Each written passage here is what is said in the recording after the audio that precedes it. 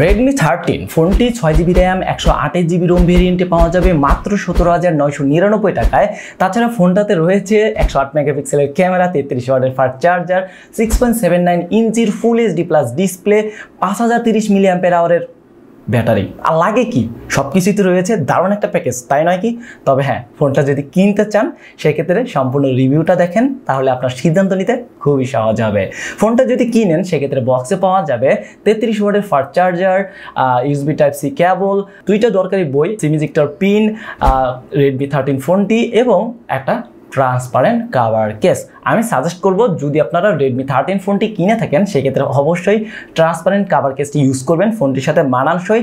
এবং সবচেয়ে দরকারি বিষয় হচ্ছে ফোনটার পিছনে কিন্তু গ্লাস ব্যবহার করা হয়েছে, যার কারণে ফোনটা সেভ রাখার জন্য ট্রান্সপারেন্ট কাভার কেসটা ইউজ করতে পারেন। তাছাড়া আরেকটি কারণ রয়েছে, ফোনটার পিছনে কিন্তু মোটামুটি ভালো ফিঙ্গারপ্রিন্ট ক্যাচ করে, যার কারণে কাভার কেসটা ইউজ করতে পারেন। ফোনটা ধরলে প্রিমিয়াম ফিল পাওয়া যায়।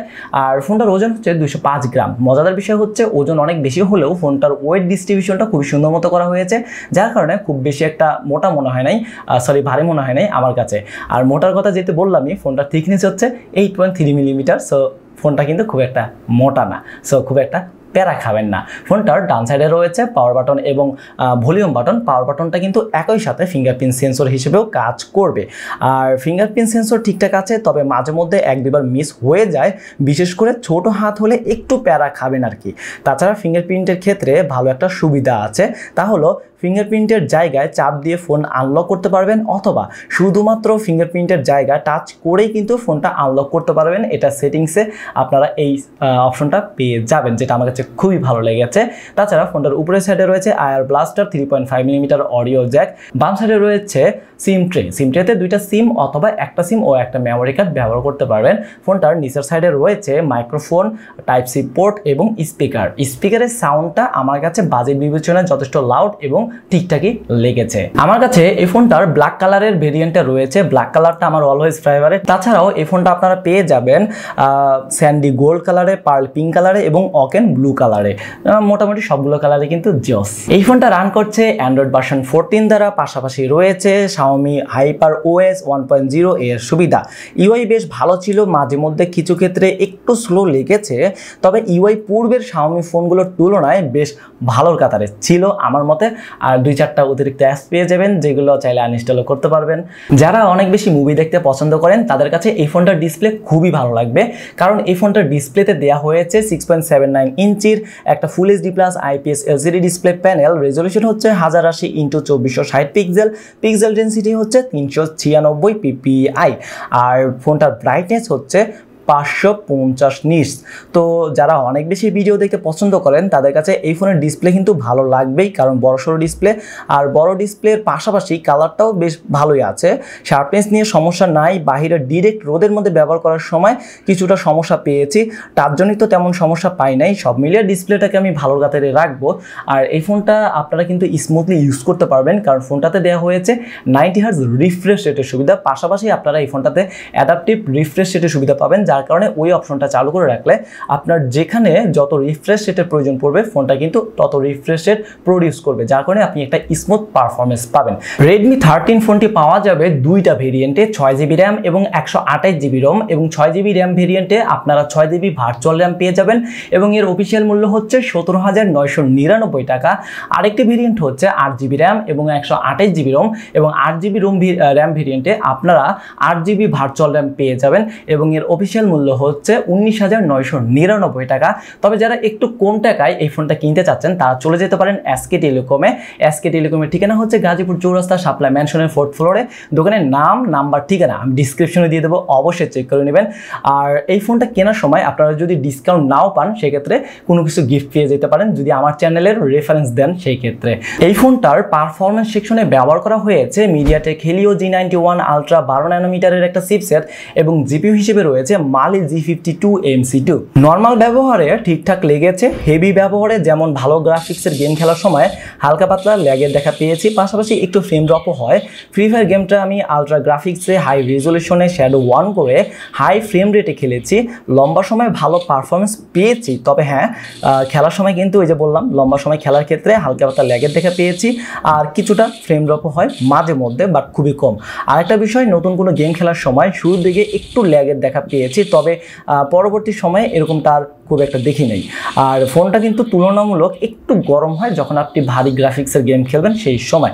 তো অল ওভারঅল আমি যদি বলি ফোনটার হেভি পারফরমেন্স ভালো কাতারে রাখবো, তবে হ্যাঁ লম্বা সময়ের ক্ষেত্রে একটু ল্যাগ বা ফ্রেম ড্রপ হবে গেমগুলো খেলার সময়, এবং ব্যবহারের সময় খুব একটা সমস্যা আপনারা আশা করি ফেস করবেন না। ফোনটার রেয়ার সাইডে ডুয়েল ক্যামেরা সেটআপ দেওয়া হয়েছে। মেইন ক্যামেরা হিসেবে রয়েছে 108 মেগাপিক্সেল এবং এর অ্যাপারচার হচ্ছে 1.75, আর দ্বিতীয়টা হচ্ছে ম্যাক্রো লেন্স 2 মেগাপিক্সেল। আর ফোনটার সেলফিতে দেওয়া হয়েছে 13 মেগাপিক্সেলের একটা পাঁচল ক্যামেরা সেটআপ, যেটা খুবই ভালো লেগেছে আমার কাছে, এবং এর অ্যাপারচার হচ্ছে 2.45। ফোনটার রেয়ার ক্যামেরা এবং সেলফি ক্যামেরা দিয়ে আপনারা সর্বোচ্চ 30 ফ্রেম পার সেকেন্ডে 1080 পিক্সেলে ভিডিও রেকর্ডিং করতে পারবেন। ফোনটার ক্যামেরা সেকশনে আপনারা time lapse, video, photo, portrait, night, 108 megapixel, Google lens, filters, beauty, macro, shutter type, tilt shift, time burst, watermark এই সুবিধাগুলো পেয়ে যাবেন। ছবিগুলো বেশ শার্প পেয়েছি, বেশিরভাগ ছবি ন্যাচারাল কালারে পেয়েছি, আর কিছু ক্ষেত্রে একটু বুস্ট করে দেয় কালারগুলো। আর সাদা এরিয়াগুলো বেশিরভাগ সময় ঠিকমতো কভার করতে পারে না, জ্বালিয়ে ফেলে। পোর্ট্রেট ছবিগুলো বেশ ভালোই পেয়েছি, তবে সেলফি ক্যামেরার পোর্ট্রেট ছবিগুলো একটু বেশি ভালো পেয়েছি। 10টার মধ্যে মনে করেন 6 থেকে 7টা পোর্ট্রেট ছবি ভালো পাবেন। আর 108 মেগাপিক্সেল ব্যবহার করে ছবি তুললে তুলনামূলক একটু বেশি ডিটেলস পাবেন। ভালো বিষয় হচ্ছে ফোনটাতে জি ক্যাম ব্যবহার করতে পারবেন, তো যারা জি ক্যাম লাভার আছেন তাদের জন্য ভালো বিষয়। রেয়ার ক্যামেরা আর সেলফি ক্যামেরার ভিডিও কোয়ালিটি আমার কাছে অ্যাভারেজ লেগেছে। রেডমি 13 এই ফোনটা ব্যবহার করার সময় এবং ঘাটাঘাটি করে আমি 29টার মতো দরকারি সুবিধা এবং ফিচার পেয়েছি, যেগুলো আমাদের অনেক কাজে আসে। তো সেগুলো এখন দেখতেই পাচ্ছেন। ফোনটাতে IP53 রেটিং সুবিধা পাচ্ছেন, যার ফলে হবে কি, ফোনটাতে হালকা পাতলা যদি ময়লা লাগে অথবা হালকা পাতলা পানির ছিটা ফোটা লাগে, সেক্ষেত্রে কোনো ধরনের সমস্যা হবে না। তাছাড়া ফোনটাতে ব্লুটুথ 5.4 এর সুবিধা রয়েছে, ওয়াইড বাইন্ড A1 এর সাপোর্ট রয়েছে। তো সব মিলে বলতে গেলে ভালো কিছু পাচ্ছেন এই ফোনটাতে। রেডমি 13 ফোনটাকে পরিচালনা করার জন্য দেওয়া হয়েছে 5000 mAh একটা ব্যাটারি। ব্যাটারি ব্যাকআপ নিয়ে আমি একটু হতাশ। নর্মাল ব্যবহারে দিন শেষে আপনাকে একবার চার্জ দিতেই হবে, আর হেভি ব্যবহার করলে 2বারের মতো চার্জ দিতে হতে পারে।